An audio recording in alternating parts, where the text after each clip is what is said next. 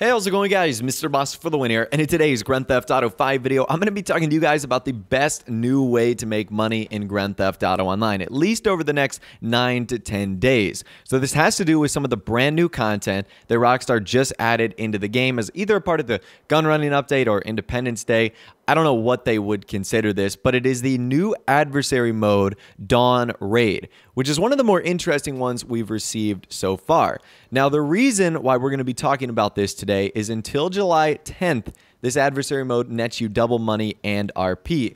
And the adversary modes are kind of like a box of chocolates. You really don't know what you're going to get, not only in terms of the gameplay, but in terms of the way it allows you to generate income in RP. Some adversary modes are just geared better than others, and Dawn Raid might be the best one of them all for you guys to end up making the most amount of money in online. So that's why I wanted to make this video as quickly as I could so that I could let you know that this is an adversary mode worth playing. So before we do that, let me show you some examples that you guys have sent over to me.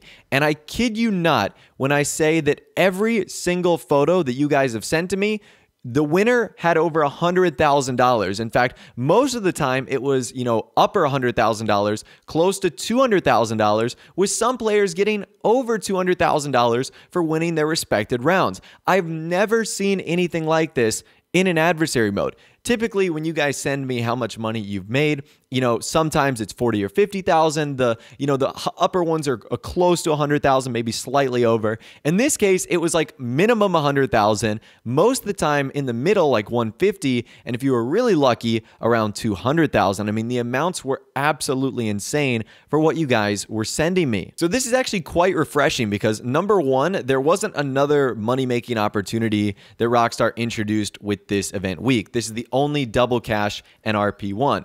But also, number two, the way the gunrunning businesses work, because they're so passive, this is a nice, refreshing change at a way in which you can have fun with your friends or crew members and make money really quickly, which is awesome. So I want to give you guys some tips on how you can make the most money by playing this new adversary mode, Dawn Raid. So there's 7 Dawn Raid maps, and what I recommend you do is you either put together a playlist or you get in a lobby where you're going to go back to back to back to back. You're going to start at 1 and then go all the way through 7. If you put them in a playlist, that's obviously going to cut down on loading time, and it can also make sure that you keep the same group of guys together so that you can continue to dominate. That way, if you have a nice group of friends or crew members that you know are really, really good and competent, you want to keep them together so that you can keep winning. That, of course, is the name of the game here. The second tip I can give you is make sure you set it to as many rounds as possible. I think that is 7. Now, you need to be careful with this because there is a point of diminishing returns. What I mean by that is if your rounds go too long and you just play forever, you're not going to get an exorbitantly more amount of money. You need to get into that kind of sweet spot that gets you right to the point where you're playing the maximum amount of rounds, but the rounds aren't that long. The way Rockstar calculates it is by 2 things. Number 1, wins and how well you do, but number 2, how long you've been in the game. And at a certain threshold, it will stop really multiplying it by a whole lot once you're in the game for a long time. So obviously winning is the key, but staying in the match for a long time, but not too long, is the other key. So now let's talk about the actual game itself. So the simple breakdown of what this game is it's kind of a combination of drop zone and team deathmatch. So you fall out of the sky in a cargo bob, and your initial objective is not to kill the other players, but to find one of the packages that's going to have the item that you actually need. There's going to be a lot of decoys or blanks or empties, and you need to find the right one. Now, this does require you to use the Trackify app.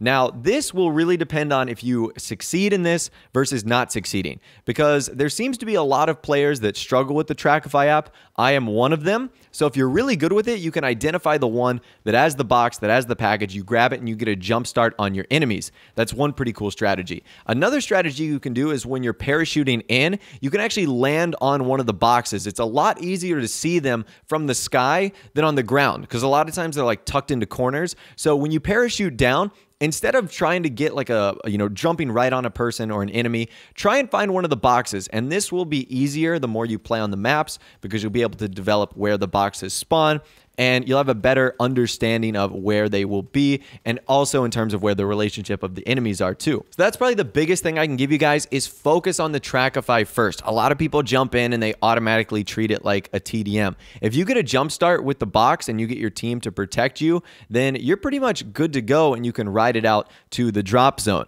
Now, that's a great segue into another thing I want to talk about, and that is teamwork. Teamwork is crucial here because when you pick up the transmitter, you walk very, very slow. It's like you're in quicksand, and you're pretty much a sitting duck to anyone that can get a flank around you. So once you get the transmitter, you kind of want your teammates to almost make a blanket around you, because the enemies are going to have to readjust their position. They're going to have to fall from the sky at a certain part, and as long as you can keep them in like a relative cone of field where everyone has eyes on all the enemies and you don't let one of them slip around, your guys should just be able to navigate through whether it's the woods or buildings or roads to get to the drop-off location in time. Now, speaking of people parachuting in, that's actually another tip that I can give you guys, and that is to manipulate the parachute. So not manipulate in like a cheating sort of way, but know how to use it. You need to be able to use the parachute to rotate to different positions on the map. If you notice that an enemy team has the transmitter and they're, going to their drop-off, you want to use your parachute and ability to either try and get behind them, cut them off,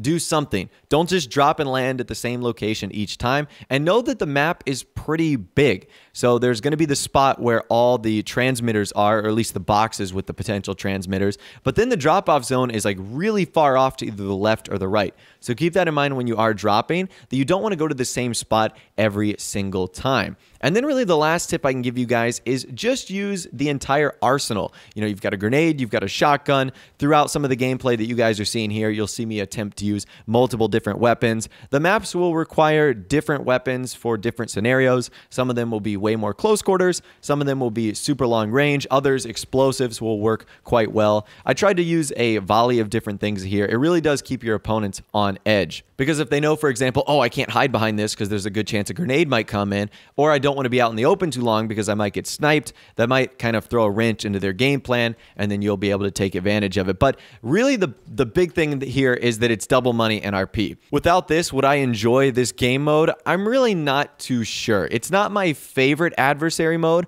but you can't argue the amount of money that you ultimately make from it here. So even if you don't enjoy the adversary mode, if you need to grind for cash, you might just have to suck it up and play it, because this is one of the best ways to make money. It might be the best way to make money in Grand Theft Auto Online, at least over the next couple of days when this is double money and RP. Now, by far, one of the biggest complaints I get from people regarding adversary modes is they say it takes too long. Well, I've heard that a 4-round match win with a 4-0 score only takes around 20 minutes, gives you about $100,000, and it'll net you 12 to 13,000 RP. And again, it all depends on the people you're playing with. Now, in those 20 minutes, you could do something similar, like source and sell a vehicle or do a VIP mission, and you would get the same amount of money, but you'd get a lot less RP. And dawn rate, in my opinion, is pretty enjoyable. But anyways, I'd love to hear from you guys in the comment section down below. Are you enjoying this new adversary mode? And have you made a lot of money from it? If you have, either let me know in the comment section down below or send me a tweet and say, hey, Ross, this is how much I made. And I'll definitely be sure to check it out if you made a lot of money off of this. But really, that's all I've got for you guys in this video today. Hopefully you did enjoy. If you did, be sure to leave a like rating on this video. That would be awesome. And subscribe to my YouTube channel if you are new